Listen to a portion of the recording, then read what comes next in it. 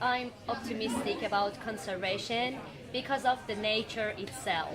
Whenever I'm in the wild, in the middle of nowhere, in the forest or mountains or even deserts, I feel like, wow, this is just a wonderful place, and I feel like I would like to save and protect and conserve all of these beauties for everyone. I moved to Islay 13 years ago to study corncrakes, and I moved to Jura, the next door island. No corncrakes there since the early 80s. And over the years, RSPB have done a lot of research, loads and loads of work into how we can get this conservation species, the conservation for the species going, and it's worked. We've done really, really well. It's on the up, it's not out of the woods or the meadow, but this year for the first time corncrakes are calling on Jura, which was a massive, massive thing. What makes me optimistic about conservation is that more and more people are beginning to see the effects of climate change, be it from the late rainy seasons, the droughts. So people are willing to have a listening ear on what they can do to keep the environment as intact as possible. Optimistic because finally conservationists have realized that we have to work with local community and help them to develop.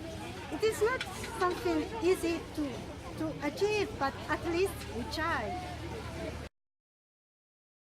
A personal low point would probably have been the inquiry into Donald Trump's proposal for a golf course in Aberdeenshire, where I felt we'd put together a really good case, as had all of the objectors, but it became apparent about 5 minutes into an inquiry that was going to last 4 weeks that what we were taking part in was quite an elaborate piece of theatre, and that the likely conclusion was that Mr. Trump was going to get to build his golf course because he was seen as a big name with deep pockets and Scotland wanted to be open for business.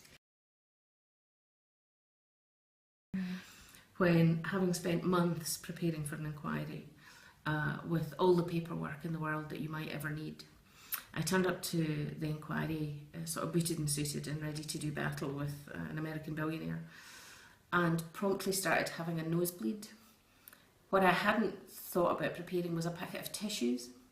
So for about the first 25 minutes of the major part of the inquiry, I spent bent over underneath the desk, bleeding into my handbag until it stopped. So I came away from the Trump inquiry having learned quite a lot of life lessons, but the most important one was always take a packet of tissues with you to a meeting.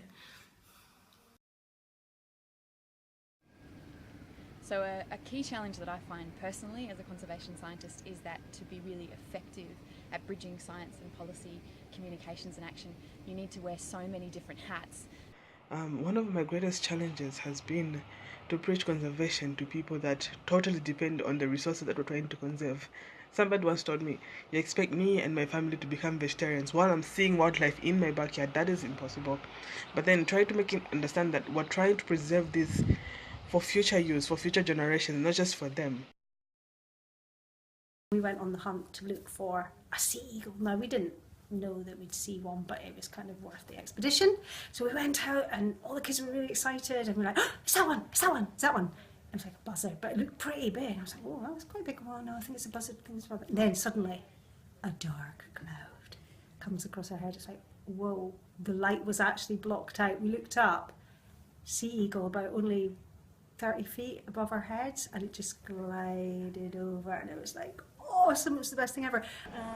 And what makes me feel optimistic about conservation is when I go to the field, I see the kids smiling and very happy when we talk about conservation and contributing actively to the activities we're doing. I think there's hope.